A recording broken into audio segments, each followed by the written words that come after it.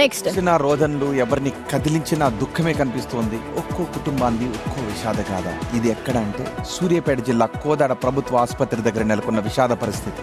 రాఖీ పండుగకి సొంతూళ్లకు వెళ్తున్న తమ వారు బస్ ప్రమాదంలో మృతి చెందడాన్ని తట్టుకోలేకపోతున్నారు. బస్ ప్రమాదంలో ఉన్న ఒక్క కూతురు మృతి చెందడంతో తల్లిదండ్రులకు అంతులేని విషాదాన్ని మిగిల్చితే కూలీ పనులు చేసుకుంటూ జీవనం సాగిస్తున్న కుటుంబాలు తమకి ఆధారమైన వ్యక్తిని కోల్పోవడంతో తమ వారిని తలుచుకుంటూ కన్నీటి పర్యంతమవుతున్నారు.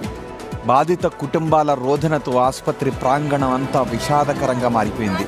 కుటుంబ సభ్యులను కోల్పోయిన తమను ప్రభుత్వం ఆదుకోవాలని, అండగా నిలవాలని, తగిన సాయం అందించాలి అని కోరుతూ ఉన్నారు. నిజానికి ఏ సాయం అందించినా వాళ్ళ కుటుంబ సభ్యులను తిరిగి తీసుకుని రాలేరు. చూడండి ఒకసారి ఆ తల్లిదండ్రుల పడుతున్న వేదన చూడండి. తమ బిడ్డను కోల్పోయిన తల్లిదండ్రుల వేదన. 6 ఈ ప్రమాదంలో చనిపోయారు. ఈ ప్రమాదానికి కారణం నిర్లక్ష్యమే కారణం. సో ఒక్కొక్కరిది ఒక్కొక్క గాథ. కొంతమంది రాఖీ కాబట్టి రాఖీ కట్టడానికి వెళ్తున్నారు, కొంతమంది ఏమో వారి సొంతూరికి వాళ్ళ తల్లిదండ్రుల్ని చూడడానికి వెళ్తున్నారు. వాళ్ళందరూ కూడా చిన్న చిత్తగా పనులు చేసుకునే వాళ్ళు కూడా ఉన్నారు. సో వారికి ఆధారమైన కుటుంబ సభ్యుల్ని ఈరోజు కోల్పోవటం దట్టు ఒకరికైతే కుటుంబ సభ్యుడు అంటే వాళ్ళ కుటుంబానికి ఆధారం అని కాదు, వాళ్ళ చుట్టూ ఎంతో భావోద్వేగం ఉంటుంది, ప్రేమాభిమానాలు ఉంటాయి. కుటుంబానికైతే ఒక్కగానొక్క కూతురు. రేపటి నుంచి మాకు ఎలా మమ్మల్ని ఆదుకునే వాళ్ళు ఎలాగనేది కాదు, ఆ బిడ్డ వాళ్ళతో ఉండాలి. లేదు అంటే వాళ్ళ ప్రాణం పోయినట్టే, వాళ్ళ కళ్ళు పోయినట్టే. మరింత సమాచారం మా ప్రతినిధి రమేష్ అందిస్తారు.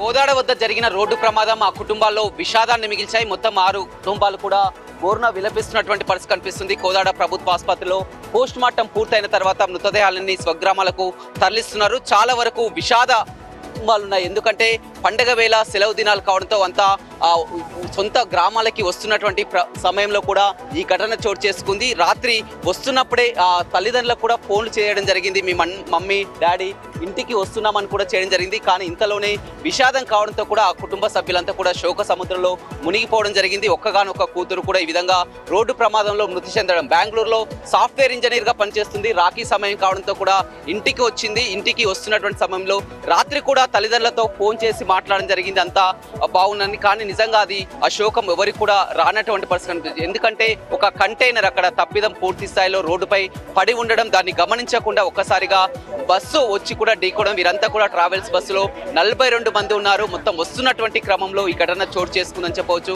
కుటుంబ సభ్యులంతా కూడా నిజంగా వారితో మాట్లాడాలన్నా కానీ మాట్లాడలేనటువంటి పరిస్థితి. ఎందుకంటే చాలా కుటుంబాలు కూడా ఎంతో ఆశగా కూడా బెంగళూరులో ఉండి వరుస సెలవులు కావడంతో వారు పండగని బయలుదేరడం జరిగింది. మరి కాసేపట్లోనే వారు ఆ స్వగ్రామాలకి చేరుతున్నారనేటువంటి క్రమంలో కోదాడ దాటగానే ఇలాంటి ఘటన చోటు చేసుకుందని ఎవరు కూడా ఊహించినటువంటి ఘటన. తల్లిదండ్రులంతా కూడా ఇప్పటికీ షాక్ లోనే ఉన్నారు. ఎలా ఉండాలి, ఎలా బ్రతకాలని కూడా చెప్తున్నటువంటి పరిస్థితి కనిపిస్తుంది. ఆ డ్రైవర్ ఆ నిర్లక్ష్యం ఓ కారణం, అదేవిధంగా కంటైనర్ డ్రైవర్, ఇందులో ఇద్దరి తప్పిదం కూడా కనపడుతుంది. ఎందుకంటే ఆ సూర్యాపేట వద్ద కూడా బస్సు డ్రైవర్ కూడా చేంజ్ కావడం జరిగింది. అతను కూడా ఆ రోడ్డుపై ఉన్నటువంటి కంటైనర్ ని చూడకుండా మొత్తం ఆ కంటైనర్ లో ఉన్నటువంటి ఆ ఐరన్ రాడ్లన్నీ కూడా బస్సు లోపలికి చొచ్చుకపోయి మొత్తం కూడా 6 మృతి చెందిన కుటుంబాలంతా కూడా విషాదంగా మైలాయి. మొత్తం పోస్ట్ మార్టం వద్ద కూడా కోదాడ వద్ద విషాద ఛాయలు అలుముకున్నాయి.